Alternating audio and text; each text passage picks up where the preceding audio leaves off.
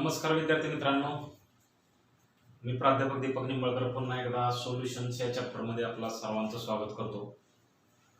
आपण colligative properties पाहत होतो. कॉलिगेटिव्ह प्रॉपर्टीज मध्ये लोअरिंग ऑफ वेपर प्रेशर पहिली कॉलिगेटिव्ह प्रॉपर्टी आपण बघितली. त्यानंतर एलिव्हेशन ऑफ बॉइलिंग पॉइंट आणि आता डिप्रेशन इन फ्रीजिंग पॉइंट ही कॉलिगेटिव्ह प्रॉपर्टी आपल्याला बघायची. लोअरिंग ऑफ वेपर प्रेशर आणि एलिव्हेशन इन बॉइलिंग पॉइंट आपण अगोदर बघितले. आज आपल्याला बघायचे ते डिप्रेशन इन फ्रीजिंग पॉइंट. तर डिप्रेशन इन फ्रीजिंग पॉइंट हा मुद्दा बघण्याअगोदर फ्रीजिंग पॉइंट म्हणजे काय हे आपल्याला अगोदर बघायचं आहे. तर फ्रीजिंग म्हटलं की आपल्या डोक्यामध्ये अगोदर येतं की ज्या टेम्परेचरला लिक्विड फ्रीज होतो त्याला आपण फ्रीजिंग पॉइंट म्हणतो. पण ऍक्च्युली ही डेफिनेशन आहे ती थोडीशी टेक्निकली इनकरेक्ट डेफिनेशन आहे. आपल्याला जर टेक्निकली करेक्ट डेफिनेशन बघायची असेल तर ते असे बघा.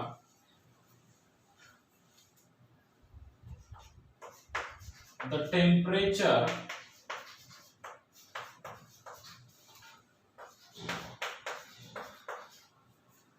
at which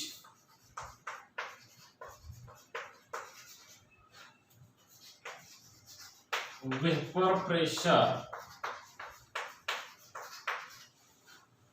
of liquid becomes equal to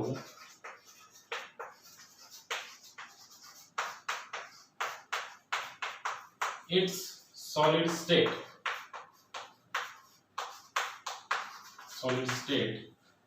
and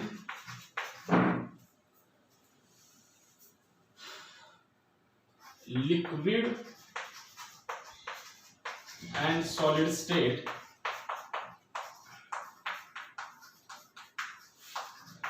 are in equilibrium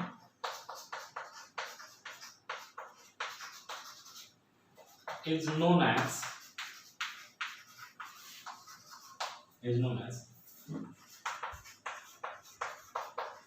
freezing point of that liquid.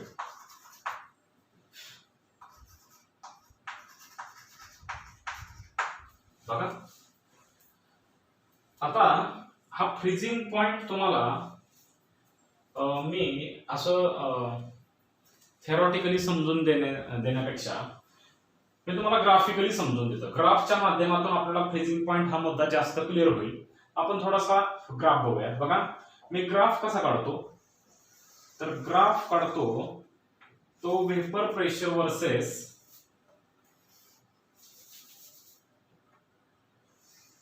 इकडे आपण वेपर प्रेशर घेतलं व्हर्टिकल ऍक्सिस वरती. बघा वेपर प्रेशर इकडे वाढत चाललेलं आहे आणि इकडं टेम्परेचर. बघा हे टेम्परेचर आपण घेतलेले केल्विन मध्ये आणि वेपर प्रेशर घेतलेला आहे mm of Hg, millimetre of Hg. हे काय आहे ते मी पाठीमागच्या लेक्चर मध्ये अगोदर सांगितलेलं तुम्हाला. बघा मग वेपर प्रेशर सुद्धा 0 पासून सुरू होतं, टेम्परेचर केल्विन मध्ये सुद्धा 0 पासून सुरू होतं. मग बघा आपण जर का एखादा लिक्विड घेतला समजा तर त्या लिक्विडचा जो वेपर प्रेशर आहे तो वेपर प्रेशर टेम्परेचर वाढवला की त्याच्या वेपर जास्त तयार होतात आणि वेपर्स जास्त तयार झाले की त्याचा वेपर प्रेशर पण वाढत जातो. समजा एखादा आपण लिक्विड घेतलेला आहे त्या लिक्विडला आपण हिटिंग करतोय. हिटिंग करताना सुरुवात आपण केली त्याच्या सॉलिड स्टेट पासून. बघा म्हणजे आपण समजा प्युअर वॉटर घेतला तर प्युअर वॉटरचा सॉलिड स्टेट म्हणजे काय असेल, आईस असेल म्हणजे बर्फ असेल. बरोबर. आणि त्या बर्फाचा जो वेपर प्रेशर असेल तो समजा इथं काहीतरी असं समजा की आईसचा वेपर प्रेशर इथं काहीतरी. बरोबर.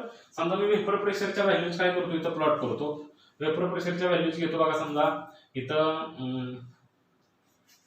10 mm ऑफ Hg घेतलं, इथं 20 mm ऑफ Hg घेतलं, इथं 30 mm ऑफ Hg घेतलं, 40 50 60 70 असं मी वाढवत गेलो. आता बघा वेपर प्रेशर मी समजा आता इथपर्यंत मी शेवट इथं किती करतो 760 mm Hg एवढा शेवट करतो इथं.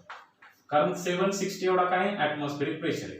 मी इथं डॉट डॉट डॉट डॉट काढतो. कारण का मध्ये बरेचसे पॉईंट आहेत मध्ये, कारण 30 नंतर डायरेक्ट 360 येत नाही, आहे का नाही? 30, 40, 50, 60 असं मध्ये बरेचसे 100, 200, 300, 400, 500, 600, 700 आणि 710, 720, 730, 740, 750 आणि 760 पर्यंत, बरोबर? आता मी मधलं का लिहित नाही, तर आपल्याकडे तेवढी जागा नाही, बरोबर? हे जर लिहायचं म्हटलं तर असे 5-6 फळे असे एकावर एक मला ठेवावे लागतील, बरोबर? तर समजा इथं 760 mmHg घेतला आणि तुम्हाला मी सांगितले 760 mmHg हा काय असतो, ऍटमॉस्फेरिक प्रेशर असतो. आणि ज्या टेम्परेचरला ऍटमॉस्फेरिक प्रेशरशी प्रेशर आपल्या लिक्विडचा वेपर प्रेशर इक्वल होतो त्याला आपण बॉइलिंग पॉईंट म्हणतो. हे आपण पाठीमागच्या लेक्चरमध्ये बघितलेले बघा. मग मी काय सांगितलं तुम्हाला की आपण सुरुवात करूया सॉलिड पासून. आपल्याला त्या सॉलिड पासून काय करायचंय, सॉलिडला हिटिंग केलं, हिटिंग केल्यानंतर त्याचं लिक्विड होणार, लिक्विड केल्यानंतर त्याचा वेपर होत जाणार, बरोबर? बघा समजा आपण सॉलिड आईस घेतला तर आईसचा वेपर प्रेशर किती असतो रे, इथं काहीतरी आहे असं समजू. म्हणजे इथं समजा इथं 5 आहे, बरोबर? इथं 5 आहे, इथं 1 mmHg, 2 mmHg, 3, 4, बरोबर? आणि इथं 4.6. एक लक्षात घ्या की जो तुमचा सॉलिडचा वेपर प्रेशर आहे सॉलिड आईसचा, बरोबर, तो किती असतो, इथं करेस्पॉन्डिंग 4.6 असेल असं आपण समजूयात. बघा आता तुम्ही म्हणाल की आईसला वेपर प्रेशर कसा असतो, तर आईसचा वेपर प्रेशर 0 असतो का, तर आईसचा वेपर प्रेशर 0 नसतो, हे लक्षात घ्या. आईसचा वेपर प्रेशर असतो 4.6 mm of Hg एवढा असतो, बरोबर? आता आणि आपण काय केलेलं आहे, व्हर्टिकल ऍक्सिस वरती आपण छोटं स्केल घेतलेले, म्हणजे 10 mmHg, 20, 30, 40 असं, बरोबर? आणि नंतर हे वाढवलेले. जसं आपण पाठीमागच्या लेक्चरमध्ये मी तुम्हाला एक ग्राफ प्लॉट केला होता, वेपर प्रेशरचा 100, 200, 300 अशी मी स्केल घेतलेली, कारण आपल्याला बॉइलिंग पॉईंट पाहिजे होता. बॉइलिंग पॉईंट जास्त असतो म्हणून आपण मोठं स्केल घेतलेलं, फ्रीजिंग पॉईंट कमी असतो म्हणून आपण इथे छोटं स्केल घेतलेलं, बरोबर? मग सॉलिड आईस जो आहे, म्हणजे हा जो आपला आईस आहे, आईस म्हणजे काय, थोडक्यात सॉलिड आहे, हा सॉलिडचा वेपर प्रेशर आहे 4.6. याला मी हिटिंग करत गेलो, बरोबर? हिटिंग करत गेल्यानंतर लक्षात घ्या की या टेम्परेचरला त्याचं सॉलिडचं लिक्विड मध्ये कन्व्हर्जन होईल. लिक्विड मध्ये कन्व्हर्जन झाल्यानंतर ना त्याचं काय होईल, त्याला आपण हिटिंग करत गेलो की त्याचा वेपर प्रेशर वाढत जाईल, हिटिंग करत गेलो वेपर प्रेशर वाढत जाईल, हिटिंग करत गेलो वेपर प्रेशर वाढेल, वेपर प्रेशर वाढेल, असं त्याचा वेपर प्रेशर वाढेल. आणि इथं काय होईल, लिक्विड बॉईल होईल. पण ते आपल्याला बॉइलिंग पॉईंट कडे जायचं नाही, ते आपण गेल्या लेक्चरला डिटेलमध्ये बघितलेलं आहे, बरोबर? आता मी थोडंसं तुम्हाला उलट सांगतो. हा पॉईंट आपला कशाचा आहे, हा सॉलिडचा पॉईंट आहे, बघा. इथं काय होणार आहे, लिक्विड तुमचा बॉईल होणार आहे, कारण त्याचा वेपर प्रेशर ऍटमॉस्फेरिक प्रेशरशी इक्वल होतो. याच्यापेक्षा जास्त वेपर प्रेशर वाढला तर तुमचा जो लिक्विड आहे तो पूर्णपणे गॅसियस स्टेट मध्ये जाणार आहे, बरोबर? आणि म्हणजे थोडक्यात या पॉइंटच्या खाली तुमचा जो सबस्टन्स आहे, जे पाणी आहे, ते सॉलिड स्टेट मध्ये असेल, या पॉइंटच्या वरती गॅसियस स्टेट मध्ये असेल, आणि सॉलिड आणि गॅस या दोन्हींच्या मध्ये तुमचा काय असेल, हा लिक्विड वॉटर असेल. आईस बर्फाचं लिक्विड झाले काय होतं, त्याचं पाणी तयार होतं, आणि पाणी काय आपलं सॉल्व्हंट आहे. आपण ऍक्वियस सोल्युशन घेतले आणि ते काय आपलं वॉटर काय घेतलेलं, आपण सॉल्व्हेंट घेतलेला, आणि तो कोणत्या स्टेट मध्ये, लिक्विड स्टेट मध्ये, असं आपण समजूया. बघा हा पॉइंट आपला कुठला आहे, सॉलिडचा पॉइंट आहे. आता मी थोडंसं तुम्हाला उलट सांगतो. असं समजूयात की इथं ह्या बॉइलिंग टेम्परेचरला तुमचा वेपर प्रेशर जास्त आहे, बरोबर? मग आपण टेम्परेचर कमी कमी करत जाऊयात. टेम्परेचर कमी कमी करत गेलो तर वेपर प्रेशर कमी होणार आहे, बरोबर? जर आपण बॉइलिंग वॉटर घेतलं, बॉइलिंग वॉटरचा वेपर प्रेशर जास्त असतो. उकळलेलं पाणी तुम्ही बघितलेलं असेल, त्याच्यामधून वाफा जास्त येत असतात, वेपर्स जास्त येतात, त्याचा वेपर प्रेशर जास्त असेल. तर जसं ते थंड करत जाऊ तसं वेपर्स कमी होतात, म्हणजे वेपर प्रेशर कमी होतो. म्हणजे तुम्ही टेम्परेचर कमी कमी करत गेला तर त्याच्या वेपर प्रेशर कमी कमी कमी कमी होत जाते. आणि म्हणजे 760 बॉइलिंग टेम्परेचरला होते वेपर प्रेशर, ते कमी कमी होत गेलं, कमी होत गेलं, कमी कमी होत गेलं, आणि ते इथं या टेम्परेचरला 4.6 झालं. आणि मी तुम्हाला सांगितलंय की सॉलिड जो आईस आहे त्याचा वेपर प्रेशर 4.6 एवढा असतो, बरोबर? आणि हे जे तुमचं टेम्परेचर आहे, हे टेम्परेचर म्हणजे काय तुमचं, it is the freezing point of liquid, बरोबर? So the temperature at which vapor pressure of liquid becomes equal to its solid state. बरोबर, या लिक्विडचा वेपर प्रेशर कोणाशी इक्वल आला, सॉलिड स्टेटशी इक्वल आला. म्हणून या टेम्परेचरला आपण काय म्हणू, it is the freezing point of that liquid. हा लिक्विडचा काय तुमचा फ्रीजिंग पॉइंट आहे. This is freezing point FP of liquid असं मी म्हणतो. लिक्विड म्हणजे सॉल्व्हेंट असं मी म्हणतो. लिक्विड सॉल्व्हेंट असं घेतो. लिक्विड सॉल्व्हेंटचा फ्रीजिंग पॉइंट आहे. आता याच्यापेक्षा जर आपण प्रेशर कमी करत, टेम्परेचर कमी करत गेलो तर याचा जो प्रेशर आहे तो अत्यंत कमी होत जातो. असा कमी होतो बघा. त्याचा वेपर प्रेशर जास्त प्रमाणामध्ये एकदम जास्त प्रमाणामध्ये अप्रिशिएबली काय होतो, त्याचा कमी होत जातो. बरोबर, आणि फायनली काय होतो, झिरो होतो. झिरो कितीला होतो, -273 डिग्री सेल्सिअस म्हणजे 0 केल्विनला. बरोबर, बघा आता हा जो पॉइंट आहे, मग तुम्ही म्हणाल की या पॉइंटला नक्की हा इथून लिक्विड आहे, इथपर्यंत हा लिक्विड असणार आहे, इथपर्यंत लिक्विड असणार आहे, इथं सॉलिड असणार आहे. इथून खाली सॉलिड, इथून वरती लिक्विड. मग या पॉइंटला नक्की ऍक्च्युली काय असेल, सॉलिड असेल का लिक्विड असेल, तर लक्षात घ्या सॉलिड पण असेल आणि लिक्विड पण असेल. आणि ते सॉलिड आणि लिक्विड दोन्ही काय असतील, इक्विलिब्रियम मध्ये असतील. सॉलिड आणि लिक्विड दोन्ही काय असतील, इक्विलिब्रियम मध्ये असतील. इक्विलिब्रियम मध्ये म्हणजे काय, ज्या स्पीडने सॉलिडचं कन्व्हर्जन लिक्विड मध्ये होते त्याच स्पीडने लिक्विडचं कन्व्हर्जन सॉलिड मध्ये होते. असं समजूयात की समजा 10 मॉलिक्यूल सॉलिडचे लिक्विड मध्ये कन्व्हर्ट झाले तर 10 मॉलिक्यूल लिक्विडचे परत सॉलिड मध्ये कन्व्हर्ट होतात. म्हणजे दोन्ही इक्विलिब्रियम मध्ये या पॉइंटला. बघा, म्हणून असं म्हटलेलं आहे and the liquid and solid state are in equilibrium is known as freezing point of that liquid.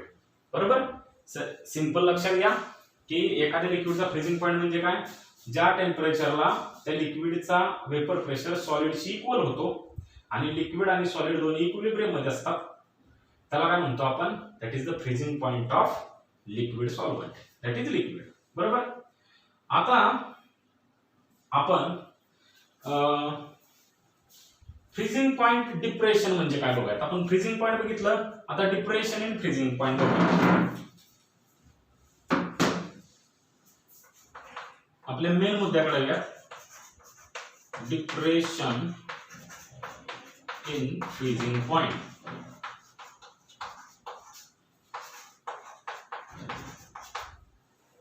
Depression in freezing point. आता ऍक्च्युली काय होतं बघा, डिप्रेशन इन फ्रीजिंग पॉइंट कसं काय होतं. समजा मी इथं प्युअर सॉल्व्हेंट घेतलेला आहे. प्युअर सॉल्व्हेंट आता सगळे जास्त खूप मॉलिक्यूल काढून आपला गोंधळ करून घेत नाही. फक्त हे लिक्विड सॉल्व्हेंटचे मॉलिक्यूल्स आहेत असं आपण समजूया. बघा, हे लिक्विड सॉल्व्हेंटचे मॉलिक्यूल्स आणि याच्यामध्ये म्हणजे हा प्युअर आहे, याच्यामध्ये दुसरं काय नाही. आणि दुसऱ्या बाजूला मी काय केलं, सोल्युशन घेतलं. सोल्युशन.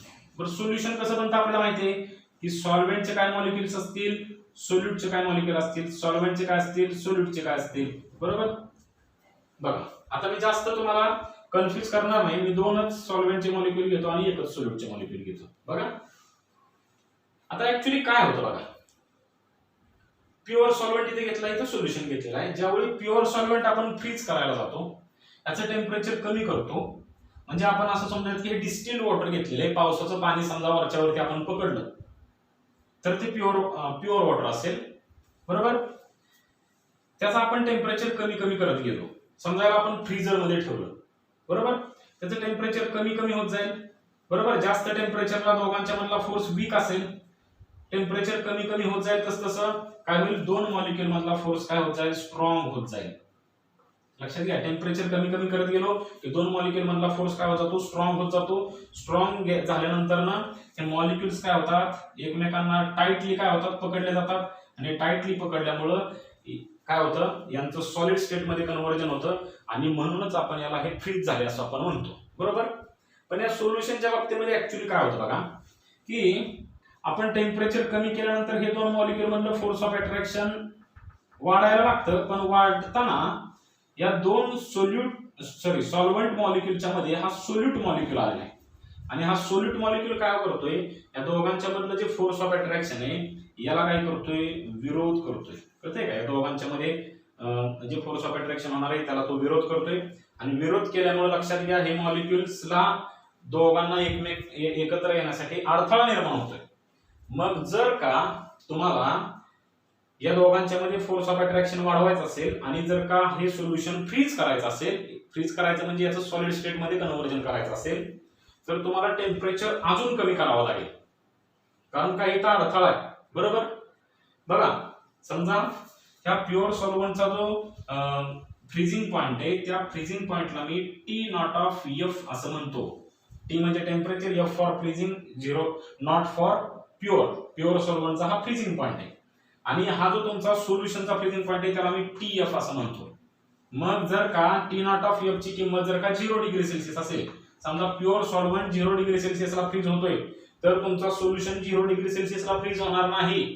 का होणार नाही, तर इथं सोल्यूटचे मॉलिक्यूल विरोध करतायत याला फ्रीज होण्यासाठी. मग त्याच्यासाठी आपल्याला टेम्परेचर अजून कमी करावं लागेल, म्हणजे टेम्परेचर मे बी तुम्हाला -1 -2 डिग्री पर्यंत न्यावं लागेल. बरोबर की नाही. मग समजा हा तुमचा सोल्युशनचा फ्रीजिंग पॉइंट -1 डिग्री सेल्सिअस असेल, बरोबर, म्हणजे थोडक्यात तुमचा फ्रीजिंग पॉइंट 1 डिग्री सेल्सिअसनी कमी झाला. बरोबर, आणि यालाच आपण काय म्हणतो, depression in freezing point. Pure सॉल्व्हंटच्या फ्रीजिंग पॉइंट पेक्षा सोल्युशनचा फ्रीजिंग पॉइंट कमी होणे, डिप्रेस होणे, याला आपण म्हणतो डिप्रेशन इन फ्रीजिंग पॉइंट. आता थोडंसं मी इथं ग्राफच्या माध्यमातून तुम्हाला हे समजून देतो. बरोबर, बघा बरं, ग्राफ न बघण्या अगोदर आपण इथं फॉर्म्युला लिहूया. मग डिप्रेशन इन फ्रीजिंग पॉइंट जे आहे त्या डिप्रेशन इन फ्रीजिंग पॉइंटला आपण डेल्टा टी एफ असं म्हणतो. बरोबर, मग जो डेल्टा टी एफ आहे, डेल्टा टी एफ, बरोबर, तो कसा काढायचा, त्याचं कॅल्क्युलेशन कसं करायचं, तर आपण प्युअर सॉल्व्हंटच्या फ्रीजिंग पॉइंट मधून सोल्युशनचा फ्रीजिंग पॉइंट मायनस करायचा. प्युअर सॉल्व्हंटचा फ्रीजिंग पॉइंट किती आहे, टी नॉट ऑफ एफ एवढा आहे, मायनस सोल्युशनचा फ्रीजिंग पॉइंट किती आहे, टी एफ एवढा आहे. मग प्युअर सॉल्व्हंटच्या फ्रीजिंग पॉइंट मधून सोल्युशनचा फ्रीजिंग पॉइंट मायनस केला तर तुम्हाला डिप्रेशन इन फ्रीजिंग पॉइंट मिळेल. बरोबर, आता बघा पाठीमागच्या लेक्चर मध्ये मी तुम्हाला delta T B elevation of boiling point याचा फॉर्म्युला सांगितलेला. त्याच्यामध्ये पण आपण काय केलं, फरक बघितलेला, पण फरक असा होता बघा, तिथं आपण T B minus T naught of B, तिथं आपण काय केलं, सोल्युशनच्या बॉइलिंग पॉइंट मधून सॉल्व्हंटचा बॉइलिंग पॉइंट आपण मायनस केलता प्युअर सॉल्व्हंटचा. बरोबर, पण इथं फ्रीजिंग मध्ये सोल्युशनच्या फ्रीजिंग पॉइंट मधून प्युअर सॉल्व्हंटचा फ्रीजिंग पॉइंट आपल्याला मायनस करायचा. हा फरक लक्षात घ्या. इथं सॉल्व्हंट, इथं सोल्युशन मधून सॉल्व्हंटचा मायनस करायचा, इथं सॉल्व्हंट मधून सोल्युशनचा मायनस करायचा. ठीक आहे, बरं, याचा आपल्याला काय उपयोग नाही सध्या, हे झालंय आपल्या शिकून. बरोबर, बघा मी काय सांगितलं तुम्हाला की आपण थोडासा ग्राफच्या माध्यमातून हा डिप्रेशन इन फ्रीजिंग पॉइंट समजून घेण्याचा प्रयत्न करूया. बरोबर, हा लिक्विड सॉल्व्हंटचा ग्राफ आहे. बरोबर, इथून खाली हा काय सॉलिड आहे. बरोबर, आम्ही इथून थोडासा सोपा काढतो, इथपर्यंत लिक्विड आहे, इथपर्यंत काय हा सॉलिड आहे. बरोबर, आता आपण सोल्युशनचा ग्राफ काढूयात. जर का मला इथं सोल्युशनचा ग्राफ काढायचा म्हटलं तर एक गोष्ट लक्षात ठेवा, सोल्युशनचा जो ग्राफ आहे तो सोल्युशनचा ग्राफ नक्कीच काय येणार आहे, या सॉल्व्हंटच्या ग्राफच्या काय येणार आहे, खाली येणार आहे. कारण बघा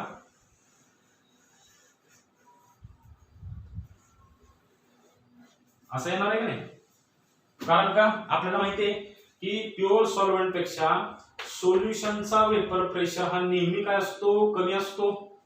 बरोबर, म्हणजे जर का तुम्हाला एखाद्या पॉइंटचा जर का वेपर प्रेशर काढायचा या पॉइंटचा, तर या पॉइंट पेक्षा या पॉइंटला म्हणजे या टेम्परेचरला जे काय असेल ते, त्या टेम्परेचरला सॉल्व्हंटचा हा वेपर प्रेशर असेल समजा 30 च्या आसपास आहे. बरोबर, या पॉइंटला काय असेल, हा 10 ते 15 च्या आसपास असेल. मग तुम्हाला मी लोअरिंग ऑफ वेपर प्रेशर या लेक्चर मध्ये सांगितलेलं की सॉल्व्हंट पेक्षा सोल्युशनचा वेपर प्रेशर कसा कमी असतो. बरोबर, त्याच्यामुळे सोल्युशनचा ग्राफ हा सॉल्व्हंटच्या ग्राफच्या खालीच येणार आहे. बरोबर, असा खाली आल्यानंतर ना या सोल्युशनला पण आपल्याला फ्रीज करायचं आहे, याचं पण फ्रीजिंग करायचं आहे. पण सोल्युशनचं फ्रीजिंग करायचं म्हणजे काय करावं लागेल, त्या सोल्युशनचा जो वेपर प्रेशर आहे तो वेपर प्रेशर तुम्हाला सॉलिड स्टेटशी इक्वल करावा लागेल. कारण आपली डेफिनेशन काय बघा, the temperature at which vapour pressure of liquid becomes equal to its solid state, याचा वेपर प्रेशर तुम्हाला सॉलिड स्टेटशी इक्वल करायचा आहे. मग सॉलिड स्टेटशी इक्वल तुम्हाला जर का करायचा असेल तर तुम्हाला काय करावं लागेल, हा ग्राफ पुढे एक्स्ट्रापोलेट करावा लागेल आणि इथपर्यंत नेऊन इथं तुमचा ग्राफ इंटरसेक्ट होईल. बरोबर, समजतंय का? आणि हा जो तुमचा पॉइंट असेल, इथून आता तुम्हाला किती टेम्परेचर आहे याचं, किती फ्रीजिंग पॉइंट आहे हे बघण्यासाठी तुम्हाला टेम्परेचर ऍक्सिस वरती असा परपेंडिक्युलर टाकावा लागेल. आणि हा जो असेल तुमचा दिस पॉइंट, बरोबर, याला मी म्हणतो फ्रीजिंग पॉइंट ऑफ सोल्युशन. बरोबर, आता मी याला नोटेशन देतो म्हणजे आपला जास्त गोंधळ होणार नाही. बघा, या पॉइंटला काय म्हटलं आपण, फ्रीजिंग पॉइंट ऑफ सोल्युशन. आणि सोल्युशनच्या फ्रीजिंग पॉइंटला आपण काय म्हटलंय, टीएफ. याच्या जागेवरती मी टीएफ असं काढतो. बघा, टीएफ. आता इथं freezing point of liquid solvent. बरोबर, लिक्विड सॉल्व्हेंटच्या फ्रीजिंग पॉइंटला आपण काय म्हटलेले, टी नॉट ऑफ एफ. बरोबर, मग हा जो तुमचा डिफरन्स आहे, हा जो फरक आहे कोणामधला, टीएफ आणि टी नॉट ऑफ एफ या दोघांच्या मधला जो फरक आहे, हे जे टेम्परेचर आहे यालाच आपण म्हणू डिप्रेशन इन फ्रीजिंग पॉइंट. आलं का लक्षात? बघा, या ग्राफ वरून आपण हे समजून सांगितलं आणि हे थेरॉटिकली सांगितलं. बरोबर, आता आपण काय करूयात, बरं, हा एक अजून तुम्हाला इथे सांगायचं असं राहिलं ते म्हणजे की मला सांगा की सोल्युशनचा जो फ्रीजिंग पॉइंट आहे तो टीएफ आहे, सॉल्व्हेंटचा freezing point T naught of F आहे. बरोबर, सोल्युशनचा फ्रीजिंग पॉइंट सॉल्व्हेंटच्या फ्रीजिंग पॉइंट पेक्षा कमी आहे. बरोबर, कमी आहे. बरोबर, आता हा कमी कशामुळे, तर सोल्युशनचं जे वेपर प्रेशर आहे ते लिक्विड सॉल्व्हेंटच्या वेपर प्रेशर पेक्षा कमी आहे. आणि वेपर प्रेशर पेक्षा कमी असल्यामुळं काय झालेलं आहे, तो जो ग्राफ इंटरसेक्ट झालेला आहे तो कमी टेम्परेचरला इंटरसेक्ट झालेला आहे.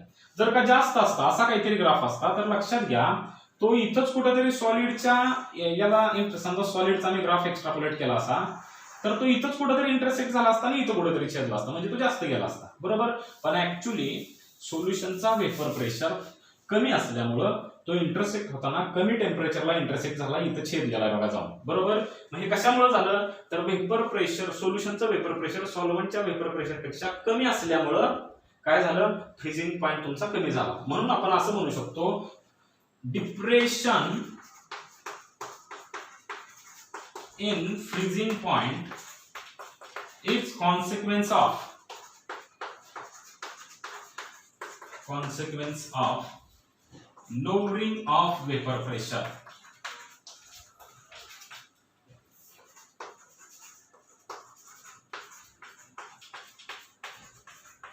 म्हणजे depression in freezing point is consequence of lowering of vapour pressure. म्हणजे फ्रीजिंग पॉइंट मध्ये झालेलं डिप्रेशन हे कशाचा परिणाम आहे, तर लोअरिंग ऑफ वेपर प्रेशरचा परिणाम आहे. वेपर प्रेशर कमी झाल्यामुळं तुमचा फ्रीजिंग पॉइंट डिप्रेस झाला. बघा, वेपर प्रेशर कमी झालं म्हणून फ्रीजिंग पॉइंट कमी गेला. बरोबर, म्हणून आपण म्हटले depression in freezing point is consequence of lowering of vapour pressure. बरोबर, आता आपण पुढचा मुद्दा बघूया, depression in freezing point and concentration of solution. बरोबर, फ्रीजिंग पॉइंट, डिप्रेशन आणि कॉन्सन्ट्रेशन यांचा काय संबंध आहे हे आपण बघूया.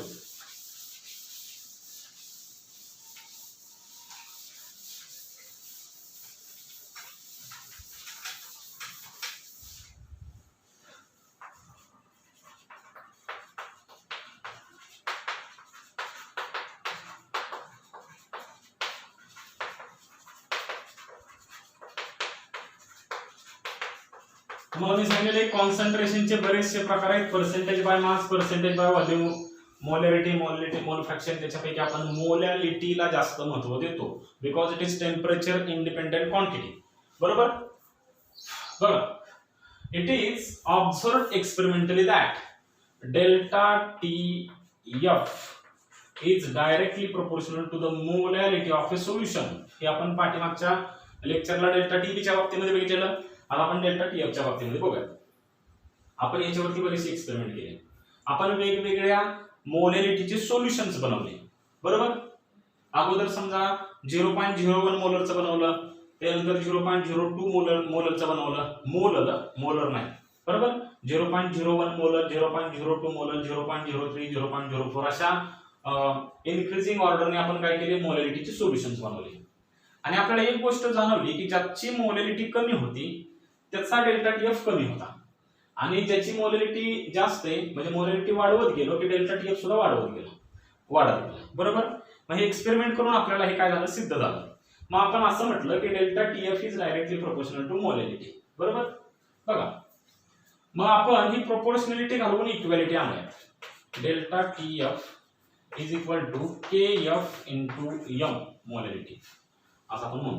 बघा तर आता बघा की आपल्याला माहिती आहे की मोलॅरिटी मी काय करतो इकडं डिवाइड करतो, पण त्याच्या अगोदर के एफ म्हणजे काय, तर के एफ म्हणजे प्रोपोर्शनॅलिटी कॉन्स्टंट आहे आणि त्या प्रोपोर्शनॅलिटी कॉन्स्टंटला आपण म्हणतो molar depression of in freezing point constant. Molar depression in freezing point constant. It is also known as cryoscopic constant. याला आपण क्रायोस्कोपिक कॉन्स्टंट असं सुद्धा नाव दिले. बघा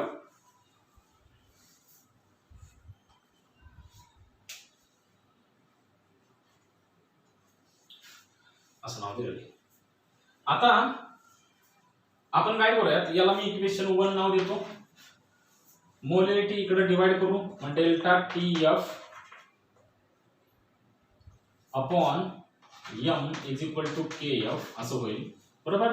मग आपण के एफ चं युनिट काढू, युनिट ऑफ के एफ.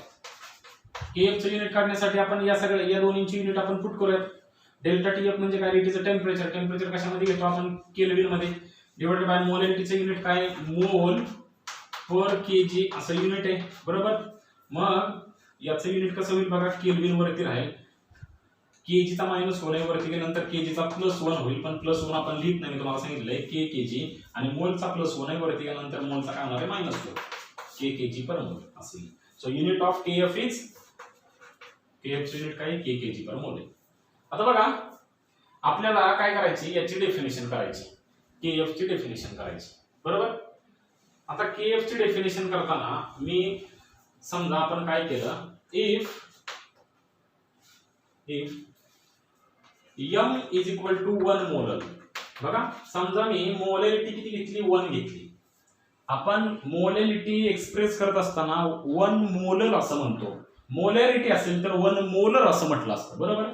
आपण समजा मोलॅरिटीची किंमत 1 मोलर एवढी घेतलेली, तर 1 ने जर का केएफ ला मल्टिप्लाय केलं 1 ने, तर काय येणार आहे, केएफ येणार आहे. मग इक्वेशन काय होईल बघा, delta TF is equal to KF असं होईल. केएफ ची किंमत डेल्टा टीएफ ची इक्वल होईल. म्हणजे याचा अर्थ असा होतो की केएफ ची जर का आपल्याला डेफिनेशन जर करायची असेल तर केएफ म्हणजे काय, इट इज, आता मी डेफिनेशन लिहित बसत नाही. केएफ ची डेफिनेशन कशी बघा, इट इज, हा काय रे, it is depression in freezing point. Delta TF म्हणजे काय, मी तुम्हाला सांगितले, KF is defined as it is depression in freezing point produced, म्हणजे फ्रीजिंग पॉइंट मध्ये प्रोड्यूस झालेलं डिप्रेशन, तयार केलेलं डिप्रेशन. बरोबर. कधीच, when concentration of solution is 1 molar. बरोबर. आपण जर का कॉन्सन्ट्रेशन सोल्युशनचं 1 मोलर घेतलं तरच काय हे शक्य आहे, delta TF is equal to KF. जर मोलॅरिटीची किंमत अदर दॅन 1 असेल, म्हणजे 2 असेल, 3 असेल, तर काय होईल, 2 इकडे डिवाइड होईल. मग KF is equal to delta TF upon 2 होईल, 3 होईल, 5 होईल, जे काय असेल ते. बरोबर. म्हणजे delta TF is equal to KF कधी असेल, जर मोलॅरिटीची किंमत 1 असेल तर. म्हणून आपण म्हटले KF is defined as it is depression in freezing point produced when concentration of solution is 1 molar. बरोबर. आता बघा आपण पाठीमागच्या लेक्चर मध्ये बघितलेले की मोलॅरिटी, या मोलॅरिटीचं आपण एक्सप्रेशन काढलेलं बघा. ते एक्सप्रेशन असं होतं 1000 W2 अपॉन M2 W1. बरोबर. असं आपण according to definition of molarity असं म्हणतो. According to definition of molarity, मोलॅरिटीच्या डेफिनेशन नुसार M is equal to 1000 W2 upon M2 W1 असं आपण बघितलेलं. हे डिटेल मध्ये तुम्हाला जर बघायचं असेल तर पाठीमागचं लेक्चर तुम्ही बघा, त्याच्यामध्ये मी तुम्हाला डिटेल मध्ये हे कसं आलं ते सांगितलेलं आहे. बरोबर. मग त्याच्यामधले मी टर्म तुम्हाला सांगतो समजून. व्हेअर W2 म्हणजे काय रे, W म्हणजे मास आहे, मास ऑफ, कोणासाठी, 2 कोणासाठी असतो, सोल्यूटचा मास, मास ऑफ सोल्यूट. त्यानंतर M2 म्हणजे काय? M म्हणजे मोलर मास ऑफ तो कोणासाठी? सोल्यूटसाठी. त्यानंतर W1 म्हणजे काय असेल रे? Mass of solvent. W म्हणजे मास, 1 कोणासाठी सफिक्स असतो? सॉल्व्हेंटसाठी. बरोबर. आता आपण काय करूया की ही मोलॅरिटीची व्हॅल्यू इक्वेशन 1 मध्ये पुट करूया. So by putting this value of m small m in equation 1 we get, आपल्याला काय मिळेल बघा? इक्वेशन 1 मध्ये पुट केल्यानंतर ना delta TF is equal to KF into मोलॅरिटीची काय किंमत आहे? 1000 W2 अपॉन W1 M2. बरोबर. बघा डेल्टा TF म्हणजे काय? It is depression in freezing point. बरोबर. आणि M2 म्हणजे काय? It is molar mass of non volatile solute. बरोबर. तुम्हाला जर असं एक्सप्रेशन विचारलं, derive the expression delta TF is equal to KF 1000 W2 upon W1 M2 असं जर विचारलं तर हे तुम्हाला इथून काय करायचं? इथून सुरुवात करायची, इथपर्यंत संपवायचा. हाच प्रश्न तुम्हाला असा पण विचारू शकतील की derive the relation between depression in freezing point and molar mass of solute or non volatile solute असं पण म्हणतील. बरोबर नाही?